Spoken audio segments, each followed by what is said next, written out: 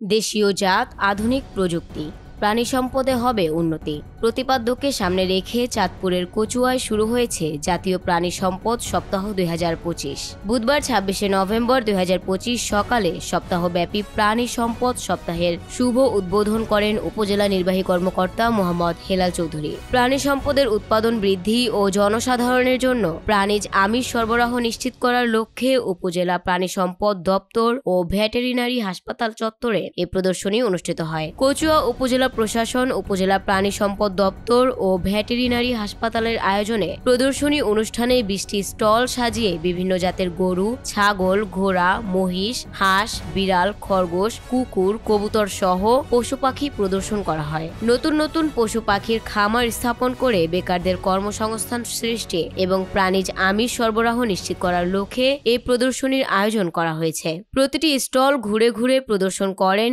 UNO Mohammad Helal Chowdhury. এ সময় উপস্থিত ছিলেন সহকারী কমিশনার মোহাম্মদ আবু নাসির, প্রাণী সম্পদ কর্মকর্তা ডাক্তার শাখাওয়াত হোসেন সুমন, প্রেস ক্লাবের সভাপতি আতাউল করিম সহ বিভিন্ন দফতরের কর্মকর্তা, ডেইরি ফার্ম মালিক ও খামারিরা। Desk report, news Times.